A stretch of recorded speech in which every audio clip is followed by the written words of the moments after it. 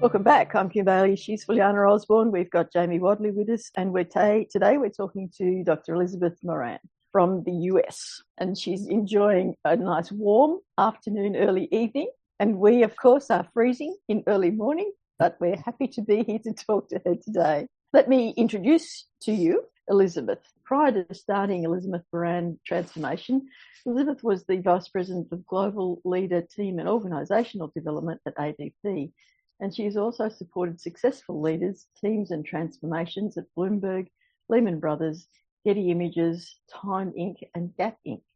In addition to her experience in technology, fintech, financial services, publishing and retail, Elizabeth has worked with leaders and teams in the professional services, pharmaceutical, energy, engineering, government and non-profit sectors. Her ability to support others in being their best is only possible because she's willing to challenge and grow herself.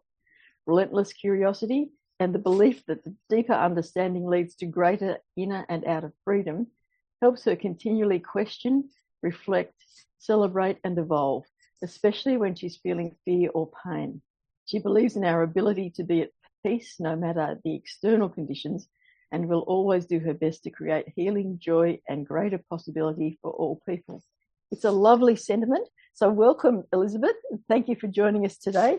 And we're looking forward to a quite robust discussion about neuroscience, about optimism, and about transformation and change.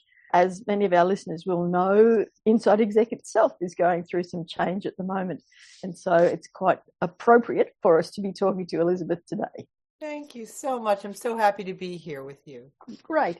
So what we might start with is we'll let you explain to us what it really is. The neuroscience piece and change and all that? Absolutely. Yeah. So I always start with a little caveat, which is the asterisk that we are still learning so much more. So this may change and evolve.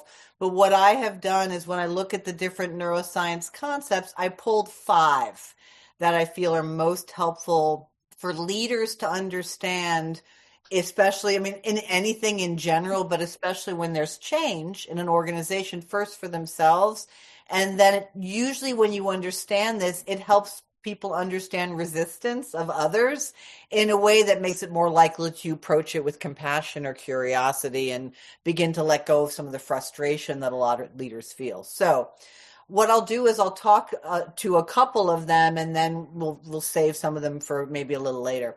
Where I like to start first with leaders who are leading teams or leading others, and whether they're going through change themselves, is this concept of the analytic versus the empathetic network. So these are regions of the brain that work together.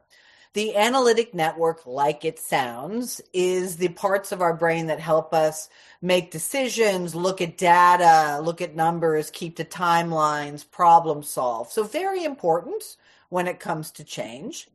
The empathetic network is another, parts of our brain that work together that both help us be responsive to the human, verbal and nonverbal cues, but also it's where innovation could come from.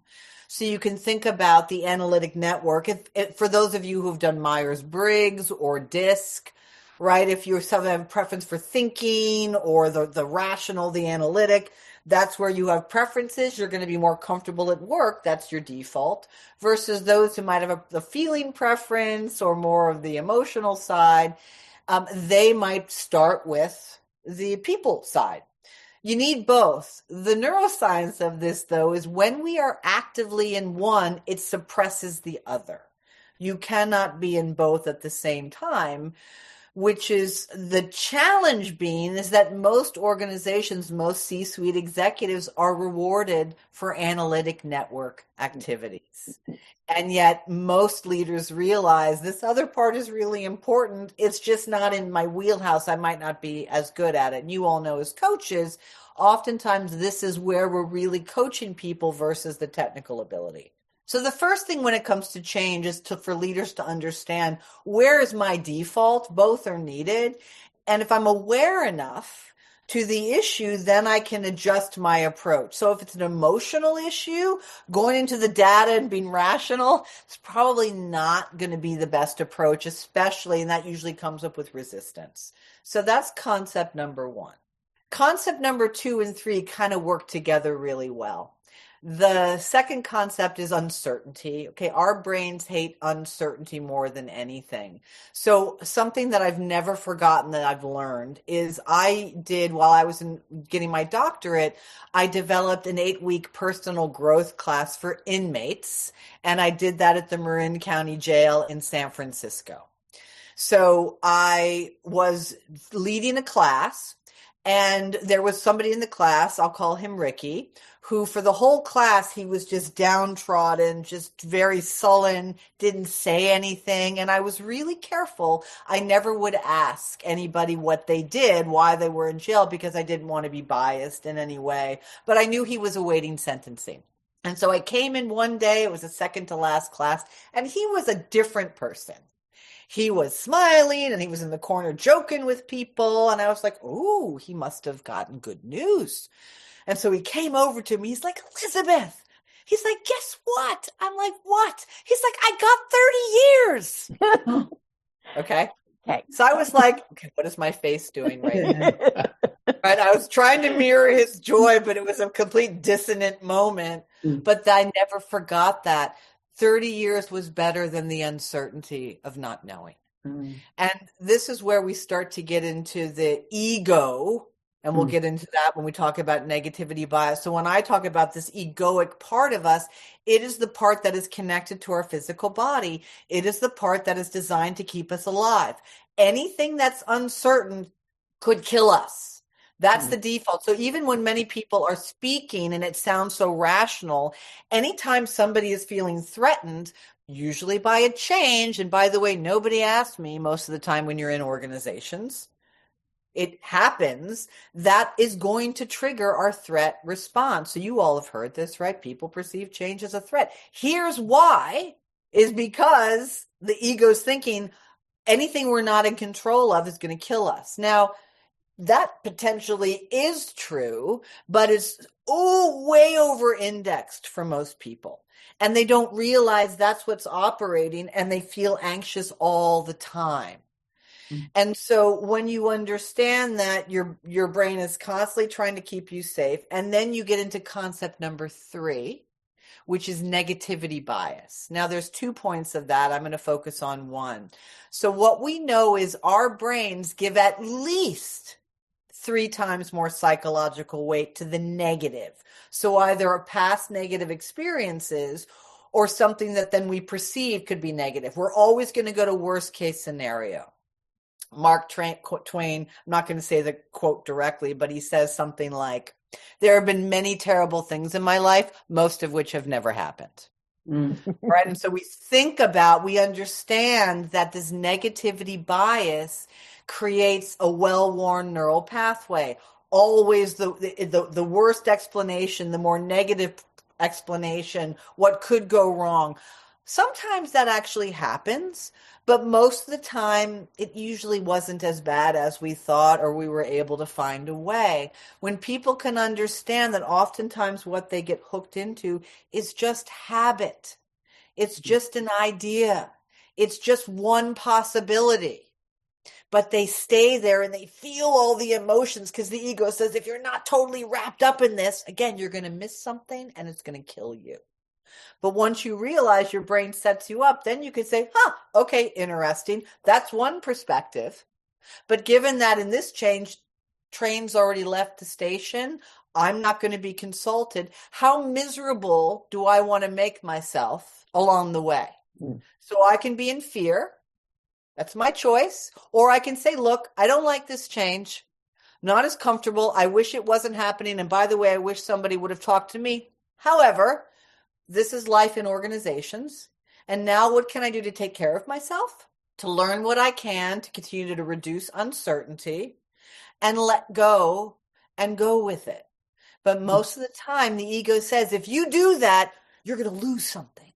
You'll lose something that's really important. And a lot of this is psychology, but when I start to take it apart and walk people through, most people are like, yeah. And they're living with this low level of anxiety that just peaks and ebbs and flows, but it's always there. And that's what people assume is, oh, this is me living. This is my motivation. This is what my edge is. It's not. It's robbing you of your peace. You all with me so far? Yep. Yeah. Okay. Just on that, I just want to interject with one of the questions that we sent you, because I just think it's relevant here at the moment in terms of the history of business over the last 5 years, say, since we change was thrust upon us. Is there one industry that manages change and transformation better than others in your experience? No. Okay. Not at all. And people have asked me generationally, and what I like to say is our hardwired default for survival is our instinct. We still have the instinct, but we've gone into quote unquote more civilized situation. But that instinct is alive and well. This is where all this tremendous anxiety comes from. So unless you can really, and when I learned this, and I'm very grateful, it was literally life-changing for me, because as we talked, I love the mystical, I love the spiritual, the emotional. It's a huge part of my life, but I have a real practical streak. And when I finally got like, hang on, you mean my brain is setting me up? That was one of the things that allowed me to create some space between my fear and my concern to, look, I am afraid. I'm going to be aware of that, but I don't predict the future. And most of the time I've been able to figure it out with help. So it's not that you're ignoring fears. You're saying that's one possibility, but is there a more empowering possibility, which honestly usually is more truthful, that will reduce my anxiety and just help me not drive myself or anybody else nuts with the negativity along the way, and I'll feel better and more empowered in this journey and not drained by fear. I wish I could tell you yes. The answer was yes, but no. I wasn't expecting there to be. I'm just interested that because you've covered so many industries and we have listeners from so many industries, that it's just sometimes they like to latch on and say, well, we're doing better than the others, so we must be okay. Yes, and I think it's more of a people thing, because the other thing that's really tricky about change and leading change is you could do everything right, and everybody still thinks the change sucks, like, period, and nobody's going to be happy. So happiness is not the best gauge, and most of the time I find leaders struggle with feeling like most leaders care deeply about their team. And when their team is struggling, they're struggling. They feel like, in a weird way, it's their responsibility to take care of them and help them feel better. So what I like to say is, look, if that's your baseline, sometimes you'll get that. But really a better way to measure success is clarity. Are people clear about what's expected, even if they don't like it? And when we talk about this, a lot of leaders are helping them and their people understand acceptance does not mean agreement. Acceptance is, look, I wish we weren't listen, I wish Lehman Brothers didn't go bankrupt. I certainly do. And I didn't at the time know it was going to go bankrupt. I knew for several months I was going to be losing my job. Would I have preferred that didn't happen? Yes. But along the way, I was like, okay, I was fired, shocking, I know, from a previous job. So the anxiety was fresh. And I'm like, how did I go through that last experience? What worked? And where did I just make myself sick from the fear?